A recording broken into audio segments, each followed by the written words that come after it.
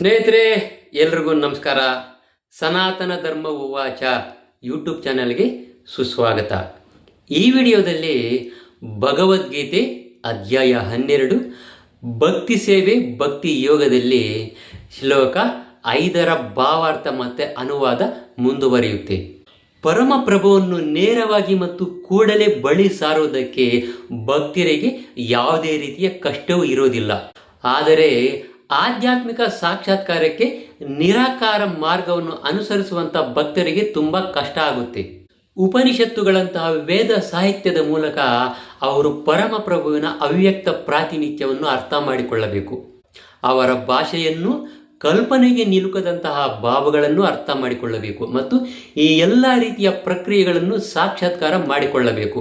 ಸಾಮಾನ್ಯ ಮನುಷ್ಯನಿಗೆ ಇದು ಸುಲಭವಲ್ಲ. ಭಕ್ತಿ ಸೇವೆಯಲ್ಲಿ ನಿರತನಾಗಿರುವ ಕೃಷ್ಣ ಪ್ರಜ್ಞೆಯಲ್ಲಿರುವಂಥ ಮನುಷ್ಯನು ಯೋಗ್ಯ ಗುರುಗಳ ಮಾರ್ಗದರ್ಶನದಿಂದ ವಿಗ್ರಹಕ್ಕೆ ವಿಧಿಪೂರ್ವಕ ಪ್ರಣಾಮಗಳನ್ನು ಅರ್ಪಿಸುವುದರಿಂದ, ಪ್ರಭುವಿನ ಮಹಿಮೆಯನ್ನು ಕೇಳುವುದರಿಂದ, ಪರಮಪ್ರಭುವಿನ ಶೇಷ ಭಾಗದ ಪ್ರಸಾದವನ್ನು ತಿನ್ನುವುದರ ಮಾತ್ರದಿಂದಲೇ ಬಹು ಸುಲಭವಾಗಿ ದೇವೋತ್ತಮ ಪರಮ ಪುರುಷನ ಸಾಕ್ಷಾತ್ಕಾರವನ್ನು ಪಡೆಯಬಹುದು. ಕಡೆಯದಾಗಿ, ಪರಮ ಸತ್ಯವನ್ನು ಸಾಕ್ಷಾತ್ಕಾರ ಮಾಡಿಕೊಳ್ಳದೆ ಹೋಗುವ ಅಪಾಯ ಇರುವಂತಹ ಬಹು ಕಷ್ಟಕರವಾದ ಮಾರ್ಗವನ್ನು ನಿರಾಕಾರವಾದಿಗಳು ಅನಗತ್ಯವಾಗಿ ಅನುಸರಿಸುತ್ತಿದ್ದಾರೆ ಎನ್ನುವುದರಲ್ಲಿ ಸಂದೇಹವಿರುವುದಿಲ್ಲ. ಆದರೆ ಸಾಕಾರವಾದಿಯು ಯಾವುದೇ ರೀತಿಯ ಕಷ್ಟ, ತೊಂದರೆ, ಅಪಾಯವಿಲ್ಲದೆ ನೇರವಾಗಿ ಬಹು ಸುಲಭವಾಗಿ ದೇವೋತ್ತಮ ಪರಮ ಪುರುಷನ ಬಳಿ ಸಾರುತ್ತಾನೆ. ಇಂತಹದ್ದೇ ಒಂದು ಭಾಗವು ಶ್ರೀಮದ್ ಭಾಗವತದಲ್ಲಿ ಕಾಣುತ್ತದೆ. ಕಡೆಗೆ ಮನುಷ್ಯನು ದೇವೋತ್ತಮ ಪರಮ ಪುರುಷನಿಗೆ ಶರಣಾಗತನಾಗಲೇಬೇಕು. ಈ ರೀತಿಯಲ್ಲಿ ಪೂರ್ತಿ ಪ್ರಮಾಣದಲ್ಲಿ ಶರಣಾಗತಿ ಆಗುವಂಥ ಒಂದು ಪ್ರಕ್ರಿಯೆಗೆ ಭಕ್ತಿ ಅಂತ ಹೆಸರು. ಅದು ಬಿಟ್ಟು ಯಾವುದು ಬ್ರಹ್ಮನ್ ಅಲ್ಲ ಎನ್ನುವುದನ್ನು ತಿಳಿದುಕೊಳ್ಳಲು ತೊಂದರೆ ತೆಗೆದುಕೊಂಡು ಇಡೀ ಅವನ ಜೀವಮಾನವೇ ಅದರಲ್ಲಿ ಕಳೆದರೆ ಅದರ ಪರಿಣಾಮವು ಕ್ಲೇಶವಷ್ಟೇ. ಆದ್ದರಿಂದ ಮನುಷ್ಯನು ಆತ್ಮ ಸಾಕ್ಷಾತ್ಕಾರದ ಈ ಕಷ್ಟದ ಮಾರ್ಗವನ್ನು ಹಿಡಿಯಬಾರದು. ಏಕೆಂದರೆ ಅದರ ಪರಿಣಾಮವು ಕಡೆಗೆ ಅನಿಶ್ಚಯ ಎಂದು ಇಲ್ಲಿ ಹೇಳಲಾಗಿದೆ. ಜೀವಿಯು ನಿರಂತರವಾಗಿ ಒಂದು ವ್ಯಕ್ತಿಗತ ಆತ್ಮವಾಗಿರುತ್ತೆ. ಆಧ್ಯಾತ್ಮಿಕ ಸಮಗ್ರತೆಯೊಡನೆ ಒಂದಾಗಲು ಬಯಸಿದರೆ ತನ್ನ ನಿಜ ಸ್ವರೂಪದ ನಿತ್ಯವಾದ ಮತ್ತು ಗ್ರಹಿಸಬಹುದಾದ ಅಂಶಗಳ ಸಾಕ್ಷಾತ್ಕಾರವನ್ನು ಪಡೆಯಬಹುದು. ಆದರೆ ಆನಂದ ಭಾಗದ ಸಾಕ್ಷಾತ್ಕಾರ ಆಗುವುದಿಲ್ಲ.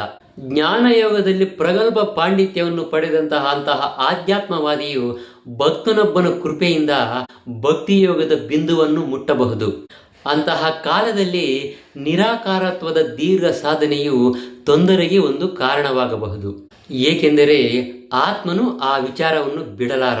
ಆದ್ದರಿಂದ ದೇಹಧಾರಿಯಾದಂತಹ ಆತ್ಮನು ಸಾಧನೆಯ ಕಾಲದಲ್ಲಿಯೂ ಸಾಕ್ಷಾತ್ಕಾರ ಕಾಲದಲ್ಲಿಯೂ ಅವ್ಯಕ್ತವಾದ ಆ ವಿಷಯದಲ್ಲಿ ಯಾವಾಗಲೂ ಕಷ್ಟದಲ್ಲಿಯೇ ಇರುತ್ತಾನೆ. ಪ್ರತಿಯೊಬ್ಬ ಮನುಷ್ಯನು ಭಾಗಶಃ ಸ್ವತಂತ್ರನು. ಈ ಅವ್ಯಕ್ತವಾದ ಸಾಕ್ಷಾತ್ಕಾರವು ಜೀವಾತ್ಮದ ಆಧ್ಯಾತ್ಮಿಕ ಆನಂದಕ್ಕೆ ವಿರುದ್ಧವಾದದ್ದು ಎನ್ನುವುದನ್ನು ನಾವು ತಿಳಿದುಕೊಳ್ಳಬೇಕು. ನಾವು ಈ ಮಾರ್ಗವನ್ನು ಆರಿಸಿಕೊಳ್ಳಬಾರದು.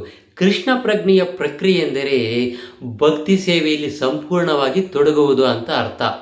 ಪ್ರತಿಯೊಂದು ವ್ಯಕ್ತಿಗತ ಜೀವಾತ್ಮಕ್ಕೂ ಕೂಡ ಇದೇ ಅತ್ಯುತ್ತಮವಾದ ಮಾರ್ಗ. ಈ ಭಕ್ತಿ ಸೇವೆಯಲ್ಲಿ ಅಲಕ್ಷ್ಯ ಮಾಡಿದರೆ ಮನುಷ್ಯನು ನಾಸ್ತಿಕತೆಯ ಕಡೆಗೆ ಹೋಗುವ ಅಪಾಯವಿರುತ್ತದೆ.